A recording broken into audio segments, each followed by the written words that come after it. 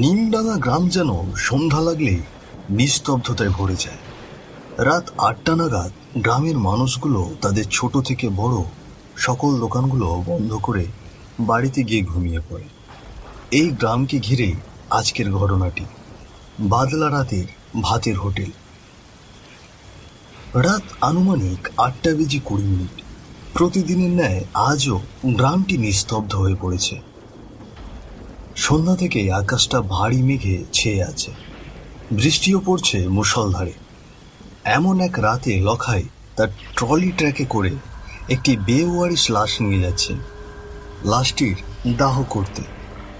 গত 6 দিন ধরে লাশটি সরকারি হাসপাতালে পড়েছিল, কেউ আসেন, লাশটির খবরও কেউ নেয়নি। হাসপাতাল থেকে বলেছে লাশ চেনার উপায় নেই।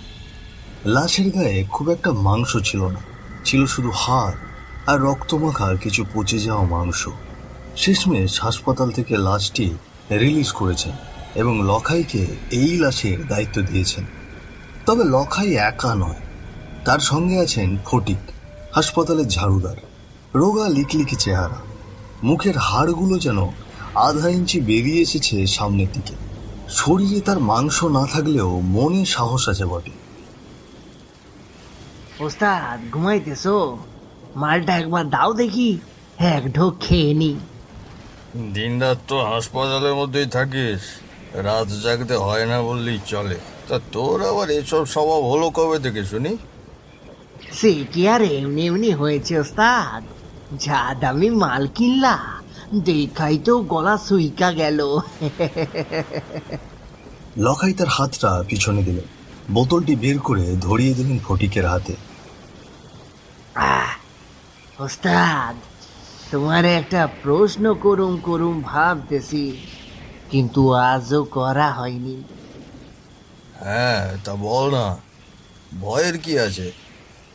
না, ভয় না, কিন্তু তেমন কিছু না। জানতে চাইছিলাম, দুনিয়াতে এত কাজ থাকতে তুমি গাড়ি চালানোর কাজটাই কেন বাইছা নিলে? রাস্তাঘাটের ব্যাপার কখন যে কি হয়, অনেক রিস্ক আছে তো। সে তো আর শখে শখে করি না, ছোটবেলাতেও বাবা মাকে হারিয়েছি। এই দুনিয়াতে তো আপন বলে কেউ ছিল না। দুবেলা দুমুঠো খাবারের আশায় বহু জায়গাতেই কাজ করেছি, কিন্তু সকাল থেকে রাত অবধি কাজ করেও পেটের ক্ষুধা মেটাতে পারতাম না। মানুষ কাজ করিয়ে নিত কিন্তু টাকা দিত না। খাইতেও মহাজন মারতো, ঘুমাইলেও মহাজন মারতো। শেষমেশ আমার কষ্ট দেখে মণ্ডল মশাইয়ের ট্রাকটি চালাতে দিল আমাকে। সেই থেকে আজ অবধি চালিয়ে যাচ্ছি। এখন এটিই আমার ঘর, এটিই আমার সংসার। বিয়ে শাদি একটা করে নাও ওস্তাদ, এভাবে আর কতদিন একা একা বলো? গরিবের আবার বিয়ে শাদি? একা আছি, ভালোই আছি। দিনরাত ট্রাক চালাই, ঘুম আসলে ট্রাকে ঘুমিয়ে পড়ি। সামনে যে হোটেল পড়ে সেখানেই বসে খেয়ে নি। আরে হোটেলের কথা মনে পড়তেই বেশ ক্ষুধা লাগছে রে। রাস্তার দিকে নজর রাখিস তো, কোনো মুদি দোকান বা হোটেল পড়লে নেমে খেয়ে নেব। হ্যাঁ, ঠিক আছে ওস্তাদ।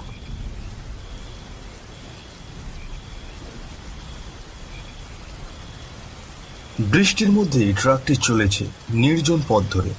গন্তব্য একটি শ্মশানঘাট। এখানে বৃষ্টি ঝরছে অনবরত। বৃষ্টির মধ্যে লাশটি যেন সেখানেই থমকে আছে। জলের টপ টপ ফোঁটা পড়ছে লাশ মোড়ানো সেই চাটাইয়ের উপর। চারিদিকে ঘুটঘুটে অন্ধকার। দূর থেকে ভেসে আসছে শেয়ালের ডাক। এই যেন শেয়ালের ডাক না, মৃতদের আর্তনাদ, গভীর রাতের ভয়।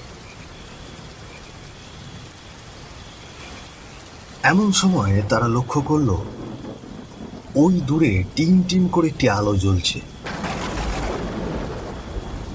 গাড়ির হেডলাইটের হালকা আলোতে বোঝা যাচ্ছে এটি একটি দোকান। গাড়ির গতি থেমে গেল। ধীরু ধীরু ভাবে এগিয়ে আসছে সেই টিমটিমে লাইটের কাছে। বৃষ্টি একটু থেমে গেল। আকাশে ভারী মাত্রায় বিদ্যুৎ চমকাচ্ছে। বিদ্যুতের আলোতে স্পষ্ট দেখা গেল একটি হোটেল। ভাঙা একটি পুরনো সাইনবোর্ড, লেখা আছে হারানের ভাতের হোটেল। এই রাতে এরকম একটি ধূসর গ্রামে ভাতের হোটেল পাবো ভাবিনি কখনো। চল ক্ষুধা মিটিয়ে নি। তারা দুজনেই ট্রাকটি রাস্তার একপাশে ভিড়িয়ে চলল হারানের ভাতের হোটেল। হোটেলের কাছে এসেই দেখলো হোটেলে কেউ নেই। হোটেলের ভেতরে টিমটিমে একটি আলো জ্বলছে। ও দাদা, হোটেলে কেউ আছেন? অনেক দূর থেকে এসেছি দাদা। লখাইয়ের কথার কোনো উত্তর এলো না। লখাই ঘাড় ঘুরিয়ে তাকিয়ে দেখল বট গাছের নিচে একজন বৃদ্ধ বসে মনের সুখে হুঁকো টানছে। পরনে তার ছেঁড়া ধুতি, ঘরে একখানা গামছা, চুলগুলো এলোমেলো। বৃদ্ধ মুখ থেকে হুঁকোটি নামিয়ে জবাব দিলেন,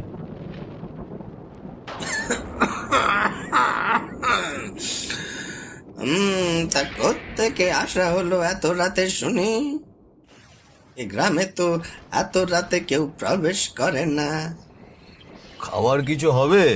হাসপাতাল থেকে এসেছি, একটি বেওয়ারিশ লাশ আছে, দাহ করতে হবে। বেওয়ারিশ লাশ?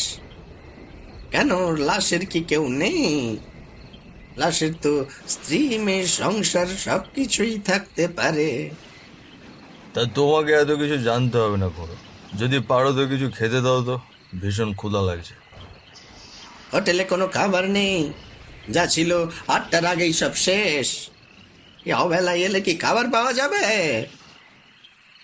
খাবার নেই তো হোটেল খুলে বসে আছো কেন? বাড়িতে গিয়ে তোমার কিডনির সাথে শুয়ে পড়ো। তা বাপু, হোটেল কেন খোলা রেখেছি তা তোমাদের এত কিছু জানতে হবে না। যেখানে যাচ্ছিলে সেখানে যাও, বেশি রাত হলে মুন্ডু হারাবে। তো করো, ভাত তো দিলে না, একখানা উপকার করো দেখি। এই শ্মশানের রাস্তাটা কোন দিকে একটু বলো দেখি।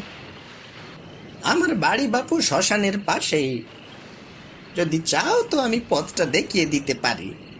হোটেল বন্ধ করার সময় এসেছে, পথ দূরের জন্য অপেক্ষা করছিলাম, কেউ হয়তো এ পথ দিয়ে যাবে তাই। তা বেশ বেশ, এ আমাদের অনেক উপকার হবে। তো ফটিক, তুই ট্রাকের পিছনে গিয়ে বস, আর খুঁড়ো তুমি চলো আমাদের সঙ্গে। তারা চলল শ্মশানের উদ্দেশ্যে। আকাশে বিদ্যুৎ চমকাচ্ছে অনবরত। এই বুঝি আবারও বৃষ্টি নামবে ভাব। কিছুক্ষণের নীরবতা ভেঙে লখাই বলে উঠল, এই যে খুঁড়ো, বয়স তো মনে হয় কম হয়নি, এই বয়সে হোটেল চালাচ্ছ, বাড়িতে কি কেউ নেই নাকি? না, কেউ নেই। কেউ নেই মানে ছেলে, সন্তান, স্ত্রী কেউ নেই? ছিল একটি মেয়ে, যেমন ছিল রূপে তেমনই ছিল গুণে। সারাদিন পথের দিকে চেয়ে মুখ তুলে বসে থাকতো মা মরা মেয়েটি আমার।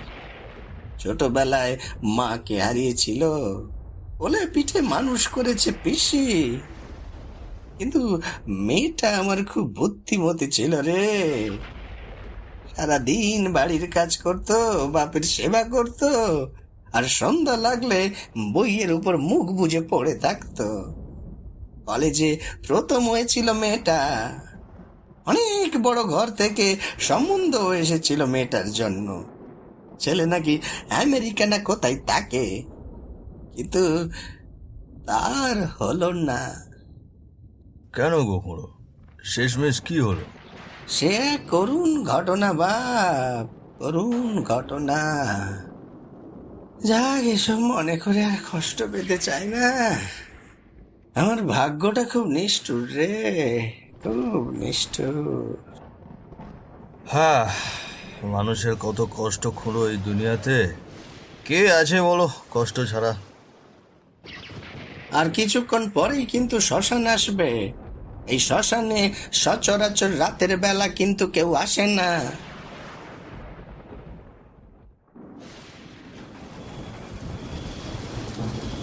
আকাশ থেকে আবারও বৃষ্টি নামল। এই বৃষ্টি যেন সাধারণ বৃষ্টি নয়, মুষলধারে বৃষ্টি নেমেছে। চারিদিকে পাশের বেগ তীব্র, শোঁ শোঁ শব্দ করে ছুটে চলেছে এক প্রান্ত থেকে অন্য প্রান্তে।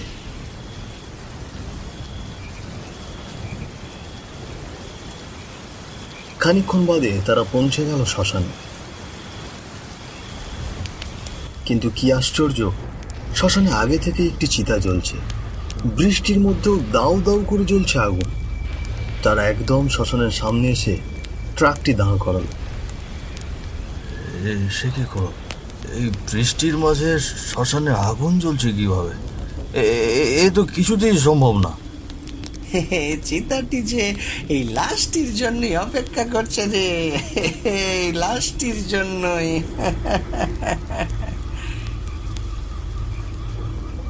মজা করো না তো খুড়ো, আগুন যেহেতু জ্বলছে, এই আগুনের মাঝে লাশটাকে ফেলে দিয়ে চলে আসি। চলো, তুমি একটু সাহায্য করো দেখি।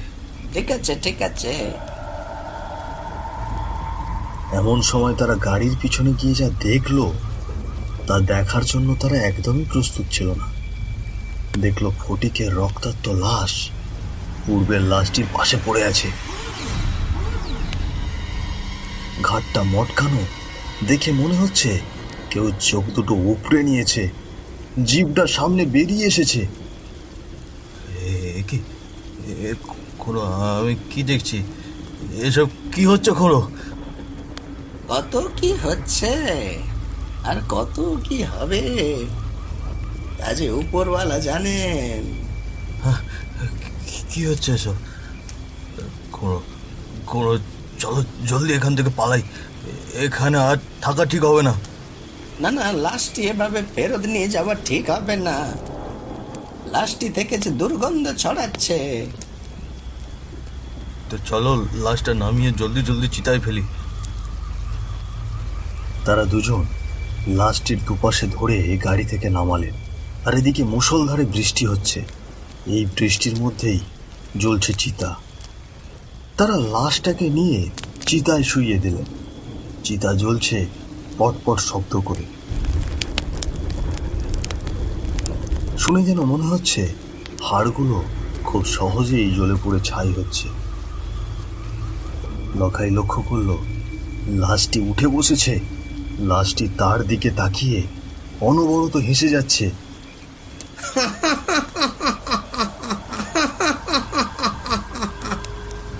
লখাইয়ের ভেতরটা ভয়ে ভয়ে কাঁপতে শুরু করলো। লখাই ঘাটটি ঘুরিয়ে হারানকে কিছু বলতে যাবে, এমন সময় লখাই লক্ষ্য করলো হারান তার পাশে নেই। খুড়ো, তুমি কি আমার সঙ্গে মজা করছো? সামনে এসো বলছি। খুড়ো, সামনে এসো। লখাইয়ের এমন কথা শুনে চিতায় জ্বলতে থাকা লাশটি পাগলের মতো হাসতে শুরু করলো। বিদ্যুতের আলোয় লখাই ভালো করে লক্ষ্য করে যা দেখলো তা দেখার পর তার ভেতরটা যেন শুকিয়ে গেল। চিতায় জ্বলতে থাকা সেই লাশটি আর অন্য কারো নয়, এটা হারান খুড়োর লাশ। রক্তাক্ত চেহারা, মুখে এক পাগলের হাসি, ঘাড় যেন ডান পাশে মটকানো। দৃশ্যটি দেখে লখাই কি করবে বুঝে উঠতে পারছিল না। সে ঠায় দাঁড়িয়ে রইল, হাত পা থরথর করে কাঁপছে। শেয়ালগুলো হুক্কা হুয়া করে ডেকে উঠল। লাশটি গড়িয়ে গড়িয়ে নেমে এলো নিচে। এরপর বিকট এক হাসি দিয়ে বলে উঠল,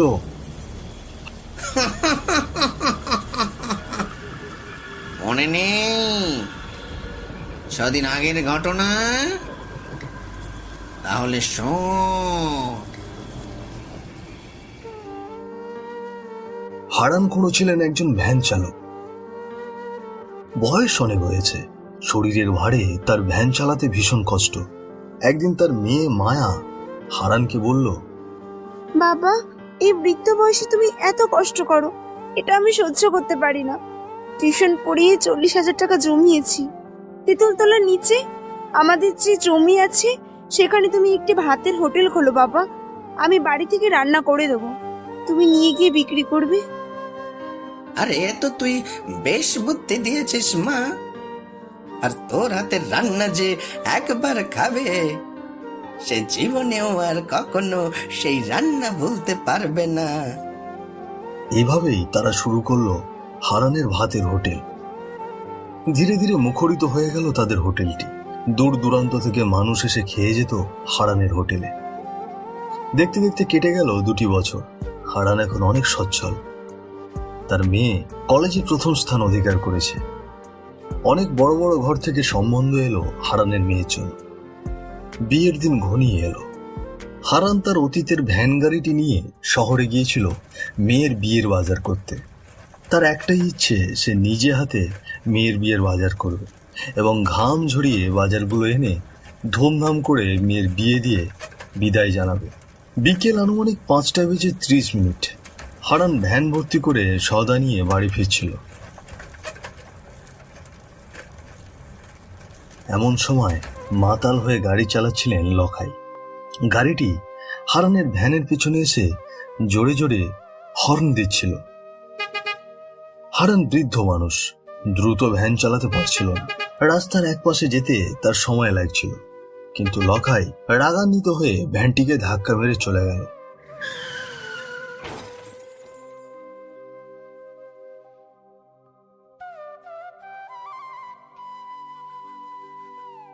একটু যাওয়ার পরে লখাই বলল, এ কাজটা আমি ঠিক করলাম না।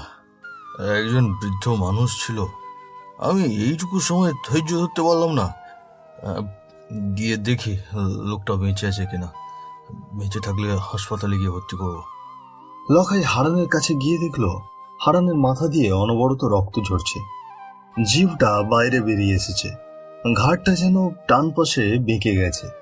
লখাইয়ের বুঝতে বাকি রইল না লোকটি মারা গেছে।